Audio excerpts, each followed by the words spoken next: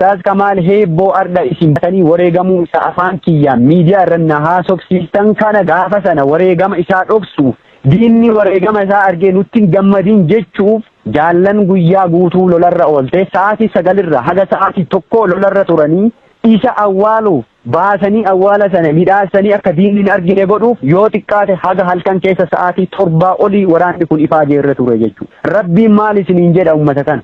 Maal isiniin jedha? Rabbi jala deemtanii rabbi jala teettanii waan hubatamuu qabu maanan gaafanne maanatti nan bilbil miidiyaan rabbaate maa iyyita miidiyaan rabbaate maa diina faana sirbita hoogganni naannoo sanii bilbila isaanuu kenna waan akkasiitu dubbatamaa jira adda baafanne maaf hin jenne waan nama ajaa'ibu waan nama dhibu har'a yoo viidiyoo suuraa poolisoota gaafa sana boojinee maxxansine bifa fuula isaanii kalarii jijjiirtanii inni isa kana jettanii dubbattan ceerri haga kana caala hin jiru jechuudha. Nu ceersitanii jechuudha. Dhugaa isinitti himaan ceera guddaadha jechuudha. Mataa gadi nu qabdan hamilee nu cabsitanii jechuudha. Gaafa suurri viidiyoo diinaa dhufee kalariin jijjiirame inni kana jedhamu akka ajandaa diinni bocee maa nu banne. Haga ammaa sa'aatii kanaatti namni nu banne jira. Namni mee addanuu haa baasuu isa nuu dubbisaa jedhu jira jechuudha. Maal waan ta'u jirurraa addan baafattu ati ilaalte mul'ataa jira bar viidiyoo diinaa barbaasanii isa jechuun jiranii bar jaala wareegama isaa baasnee awwaallee bakka itti goonee biraa deemnee reeffi isaa galee dalloo maalii jira jechuun jiranii bar galee maatii isaa bira jira jechuun jiranii bar wareegamni isaa achi galeera jedhamu jira bar viidiyoo yeroo harka isaa duubatti hidhanii rasaasaan nama jahatu rasaasaan rashane jedhamu faatu dubbatamaa ture bar maan baasne ree viidiyoo sana warri sun maaf hin baasne viidiyoo sana kijiba haga kanaattu deemu jira bar kijiba haga kanaa jiru eenyutu nu gaafate eenyutu bilbilee nu gaafate Aishaa Goobanaa kaleessa boohaa turte jeneraal Aishaan boohaa turte jechuudha jaalli sun imimmaan isiin boohaa turte sun namatti hin dhagahamne jechuudha namni hin beekne jechuudha jaalli sun karaa keessaatiin nama nu gaafate irra nurraa hubate keessaa nama tokko namoonni gameeyyiin jajjaboon akka isii jira jechuudha warri karaa keessaatiin nurraa hubatee gaafas nu gadda akkanaattu nu jira jennee hubachiifanne jira ummanni kun ummata keenna otoo wanna qabatamaa hagasii argitu otoo haala akkasitti diinni deemaa jiruun akka ajandaa diinni bocee otoo argitu wanni isin taatan mataanuu cabse rabbii jala deemtanii wareegama jaal Kamaal Heebboo xureessitan lammaffaa Kamaal Heebboo waan amantaa musliima ta'eef ajjeesanii jettan waan arsii ta'eef du'ee jettan ana amantaa kiyyan beeka eenyuyyuu fakkeessaa fi mitii bar waggaa waggatti gaafa iida kabajinu suurri kiyya akka sooshaal miidiyaa irra hin jirre hin jiru fakkeessaaf maxxansaan turre bar gaafasiyyuu akka diinni ummata kana karaa amantaatiin dhaaba kana jibbisiisuuf yaalii cimaa inni godhaa ture beenna beektaanu addi bilisummaa Oromoo amantaa kamuu maxxanfatu kamiyyuu ammoo hin jibbu kabajaan amantaa kamiifuu godhama dhaaba keessatti namni kamuu amantaa isa kaleessa mana isaatti qabu as keessatti hin qaba hin geggeeffata namni isa dhooggu hin jiru fakkeessiif nu argaa fi mitii ka maxxansaa turre suura sana beekta argaa turtan ture suurri miidiyaa kana guutuurra jira suura miidiyaa irra jiru kiyya otoon taane waraanni bilisummaa Oromoo yeroo hunda yoo inni hiriiree saffaa guutee salaatu argaa turtan jedhan maaliif kun ajandaa diinni boceen sirbuun ajandaa diinni boce faana deemuun kun haga yoomiitiif ta'a haga yoomii akkasitti deema haga yoomii shakkii qabsoo dirree keessatti haga yoomii shakkii dirree keessaa kanaan ummanni kun mataa wal dhukkubsaa oola bira darbee nu dirree jirru jiruuf jireenya keenya dhiisnee rakkoo keessa jirru dhiphisuun haga yoomiitiin gaafii guddaa jechuudha. Haga yoomii akkasin akkasi dhiphattan haga yoomii isin akkasi nu dhiphistan an hin beeku. Waan Kamaal Heebboo irratti rabbiin olaane rabbiin guddaan irraa isin gaafataa jechuudha. Warri hadha reeffa isaa boqonnaa dhoowwitanii nu'uu inni irraa kufee qaanu baname madaa keenya tuttuxxanii boqonnaa nu dhooggitan rabbiin tokkichi gatii keessan isinii kaffala jechuudha. Gatii keessan ammallee rabbi isin hin dhabinii jechuudha. Gatii Kamaal Heebboo irratti isin taphattan reeffa Kamaal Heebboo isin irra dhiichiftanii diina irraa dhiichisiisuu jirtan kun rabbiin tokkocha ta'e gatii kana isin hin dhabu jechuudha. Gatii kana isin hin dhabinan waan biraan jedhu jechuudha. Wanni addaa wanni isinii dhiheessee isin itti amantan hin jiraatin yoo barbaade Kamaal Heebboo lolarra wareegame lolee wareegame nafiraan wareegame hoggana isaatiin dirree sanaan jiraachuu miti otoo dirree biraa jiraadhe otoo bakka biraa battala biraa jiraadhe otoo godina biraa keessa jiraadhe godina lolli sun itti ta'eyyuu jiraachuu baadhe wanna Kamaal keessa jiru guyyaaf daqiiqaan quba qaba jechuudha. Warri adda miidiyaa kanarra bahee iyyaa jiru akka wadala harree barooduu jiru kun warra Kamaal eessa akka jiru waraanni bilisummaa Oromoo eessa akka jiruu fi maalirra akka inni jiru maal keessa akka inni oolu hin beeknetu iyyaa jira jechuudha. Warra eessa jirraa keenya quba hin qabnetu iyyaa jira jechuudha. Warri eessa akka jirru quba qabu akkasi boo'u jira miidiyaa gubbabba'ee.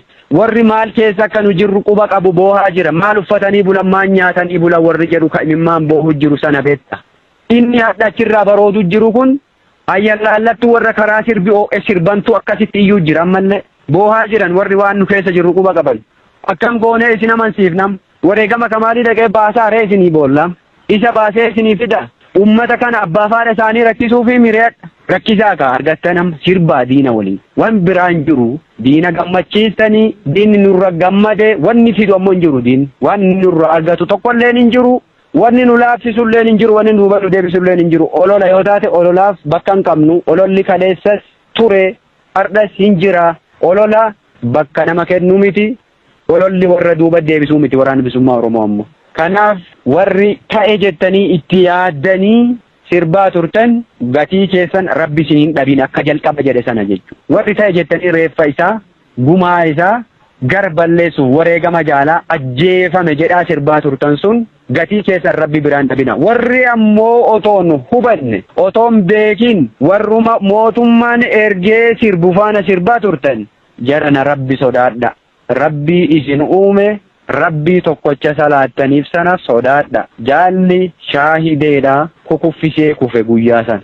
Baasnee harka kennaan bakka sunii awwaalanne. Iddoo keenne sana itti quufuu dadhabnee eega achii deemne lammaffaayyuu achi deebinee baafannee awwaalanne. Adda abbaa faati kenna, firoottan kenna, deeggartoonni kenna onneen gubatu bor awwaala isaanii arguu danda'a yoo nu duuneyyuu. Dhalootaaf himnee dabarra. Dhaloota qabsiifnee mallattootti goonee bira darbinee jirra. Godaannisa uummanni keenya qabaaf akkas godhuu jira. Kadirree irratti waraabessi nyaate meeqatu jira jaallan keenya kabaafannee awwaalanne dhiisi. Wareegamni hin jennu barnuuti gaafa diinni wareegama keenya alarratti hin argin. Wareegama lammaffaa nu kaffalchiisan jalqabaan jedhu wareegama akkasitti nu dhoffannee akka nun argineef awwaalanne ifan nu dubbistanii jechuudha. Kanaaf gama Ustaaz Kamaal Heebboo jaal Kamaaliitiin rabbi Jannatul Firdoos isaaf haa hiruu waan jedhu waan biraa hin qabu. Kamaal dirree kanarraa waa hirbise dirree kana qaaha itti bane jaallan tana cufa irraa gaaddisatu irraa ka'e jechuudha. Gaaddisatu irraa mulqame. Kamaal jechuun gaaddisa waraana kanaati. Gorsa waraana kanaati. Abbaa naamusa waraana kanaati namni kun. Naamusa isaa irraa waa hedduu barata waraanni kun. Jaallan bar waraana wareegameef hin boohani himimmaan boohaa fi turree bar. Kaadhaati xurumbaa afuuftuu miti qilleensa kanarra baate bakka jirru iyyuu kan beenu. Kanaafi warri irra deebi'ee ammallee warri shiira kan kalaqxanii ta'ema jettanii waraana kana diiguuf yaalii akkasii gootan gatii keessan rabbi isinii haa kaffalu. Warri ammoo tolaan burjaajaa turtan haalli jiru kana fakkaata. Gama biraatiin waraana bilisummaa Oromoo bifa kanaan cabsina jedhee warri sirbaa jirtaniif sirbuuf asii achillee jirtan wallaahi wabillaahi rabbitti isinii kakadhe waraana kana daqiiqaaf sekendiif duuba deebisu sadarkaa inni irra jirurra duuba deebisuu miti maayikiroo sekendiif sochoosuun akka hin danda'amne cimsitanii beekuuf hubachuu qabduu isiniin jedha.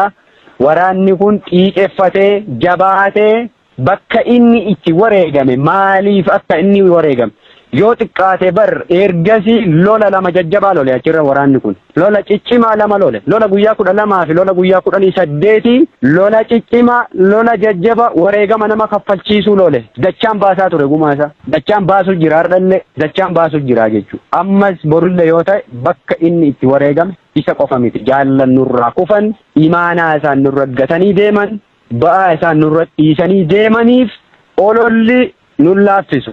An akka jaalsa baay'ifit kibba bahaa dhaladhee kibbuma bahaatti ammoo wareegama qulqulluu ittiin shakkanii sabaayif qorachuun na haa laaffisu haamilee na haa tuqu malee imaanaan jaallan narra dhiisan akka haamileen hin cabne na godha jechuudha. Na jabeessaa jechuudha. Deebi'ee uf komadhaan iyyuu gaafa aaree ummata kanaaf maaf qabsaahan jedhu iyyuu imaanaa jaallan narra dhiisan sun akkam jedhee uf ilaala jechuudha. Bocni bocame kun ka ummata qulqulluu irraa maddee osoo hin taane ka warra mootummaan daabboo kennee fi erguu jiru ta'uu ufitti himaa jechuu deebi'ee. Aaree ka'ee wanna ta'e kana deebi'ee ufitti himee uf jabeessa. Ammas hin jajjabaanna kanarra cimnee argamna gumaa jaallan keenyaa dachaan baafna kibba baha Oromiyaa maqaa kaleessaa sana itti goona maqaa kaleessa sana itti deebisna jechuudha. Akka kaleessa sanatti dhaabbatee jabaatee waraanni kun lolee argita. Yoo xiqqaatee barbaatii 8-9 asii cibraa 3 horate waraanni kun. Waan akka dibbeedhaan tuuddi wanni qilleensa irra baatee kijibdu kanaa miti beekta. Dheebotanii beelahanii